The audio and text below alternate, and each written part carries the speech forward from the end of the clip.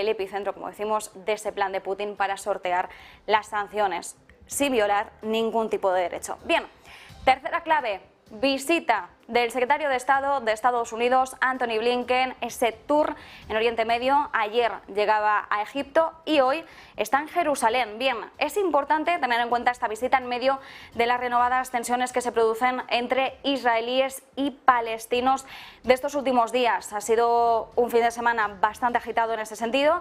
Blinken, como decimos, hoy visita Jerusalén, donde el nuevo gobierno de Netanyahu ha despertado preocupaciones, entre otras cosas, por el estancamiento de las conversaciones de paz con los palestinos.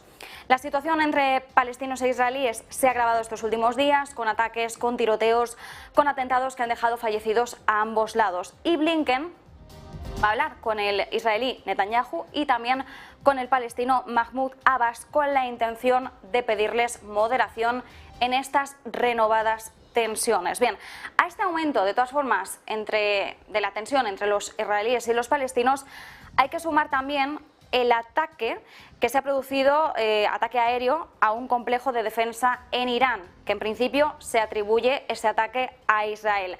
Entre los motivos tras este ataque a Irán podríamos mencionar varios. Por ejemplo, el apoyo de Irán al pueblo palestino, que evidentemente esto a Israel no le agrada, el apoyo también a Rusia en el marco de la guerra en Ucrania y también las ambiciones nucleares. Es cierto que por estas dos cuestiones no tendría por qué ser necesariamente Israel el artífice de ese ataque aéreo, aunque por el momento se sitúa a Israel como el responsable. Bien, así que las cuestiones ahora mismo a tratar en ese tour en Oriente Medio se le están multiplicando a Antony Blinken, porque no solo hay que tener en cuenta ese triángulo Israel, Palestina, Irán, sino también el rol que están teniendo estos jugadores en la guerra entre Rusia y Ucrania. Porque Estados Unidos, como conocemos, recientemente ha redoblado su presión sobre Israel para que aumente su implicación en la guerra, pero sí que es cierto que Israel no ha querido mojarse. ¿Por qué? Estados Unidos le pide a Israel que se implique más,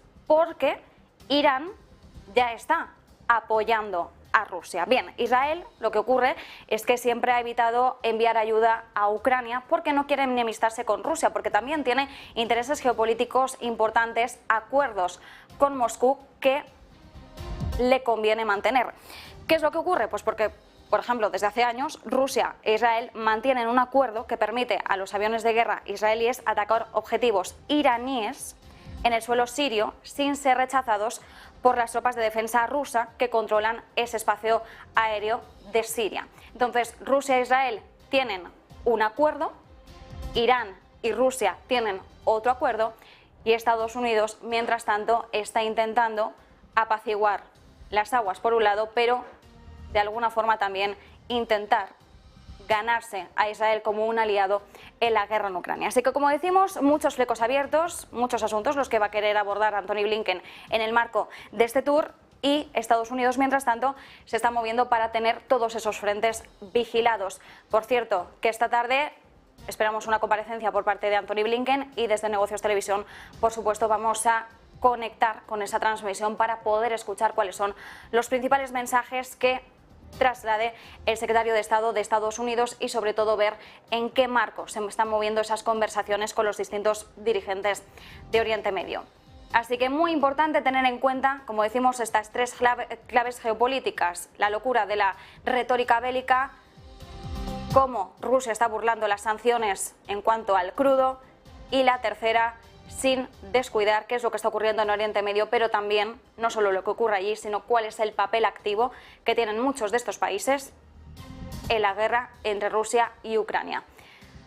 Bien, y a todo esto, China, ¿qué es lo que está ocurriendo con el gigante asiático? Porque aunque sí que es cierto que este 2023 parece que va a ser mucho más prometedor en cuanto a la recuperación de la demanda interna, del consumo de sus ciudadanos, dejando atrás la política cero COVID, la realidad es que ha cerrado un 2022 muy negativo, como les decíamos, con un déficit récord en 2022. Un déficit que ha supuesto un aumento del déficit respecto a 2021, apenas un 3% de subida respecto a 2020, pues que aún así es un déficit mucho peor que el registrado en el año marcado por la pandemia.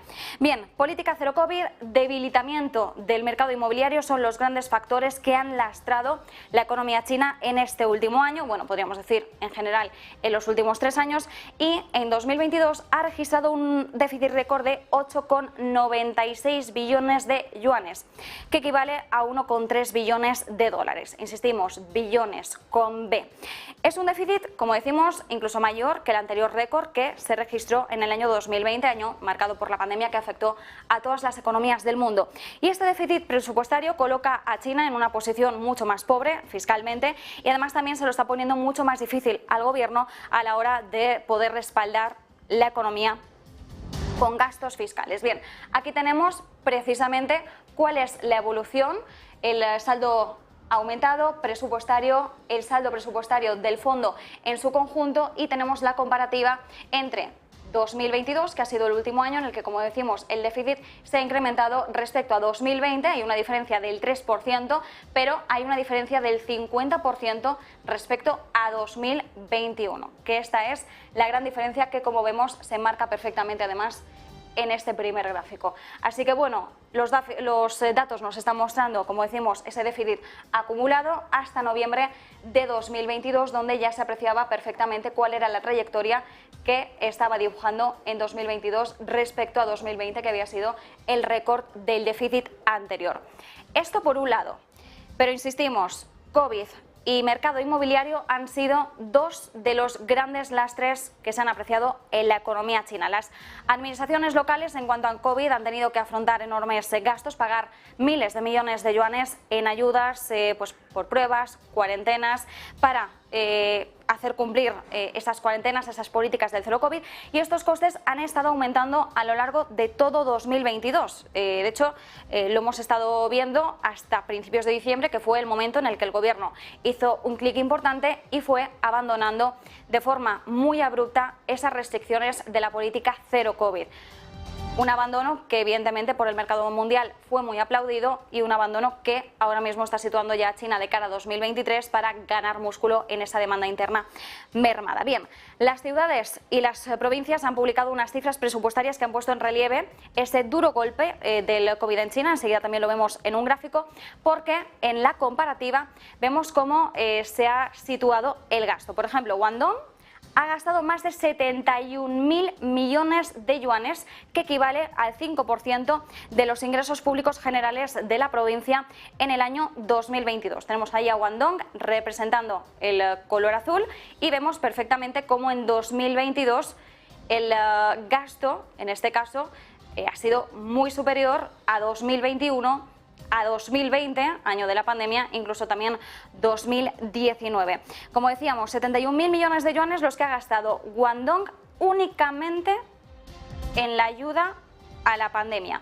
Si miramos a Pekín, la capital, en este caso también ha gastado el equivalente a más del 5% de sus ingresos públicos. Estamos hablando de 30.000 millones de yuanes en vacunas, en pruebas, cuarentenas y otros gastos relacionados con la pandemia. Aunque aquí tenemos el desglose total, las cifras que estoy aportando en estos momentos son únicamente el gasto por la crisis sanitaria.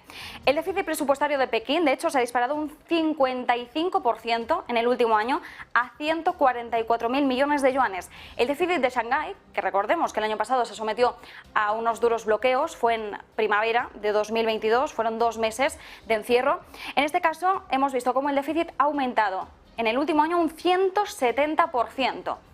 Y esto, como decimos, solo mirando la partida del COVID. Si miramos, por ejemplo, al lastre que se ha producido por el mercado inmobiliario, la caída se ha agravado en 2022, ha reducido drásticamente los ingresos del gobierno por la venta de terrenos. En este caso han caído un 20% en el año, esas ventas por terrenos del gobierno. La restricción fiscal, esto es lo que apuntan los expertos, podría continuar, por supuesto, a lo largo de este año. El sector inmobiliario todavía no está mostrando signos de haber tocado fondo, es decir, todavía se espera una caída mayor que por tanto, se sigue agravando la crisis inmobiliaria ahora mismo en China, mientras se produce un muro de vencimiento de bonos locales. Ojo, porque esto va a limitar la capacidad de las autoridades para impulsar el crecimiento económico del país. Así que ahora mismo lo que se espera es que el crecimiento por parte del gigante asiático venga sobre todo de un repunte del consumo, es decir, de esa recuperación de la demanda interna, que los ciudadanos vuelvan a poner esa maquinaria en marcha a medida que se está desacelerando, como decimos, la inversión en infraestructura impulsada por el gobierno. Así que ahora mismo uno de los principales motores de la recuperación de China está puesta en el consumo, en la demanda interna, que va a ser fundamental ver cómo se recupera este 2023, sobre todo para ver hacia dónde se está orientando económicamente el gigante asiático.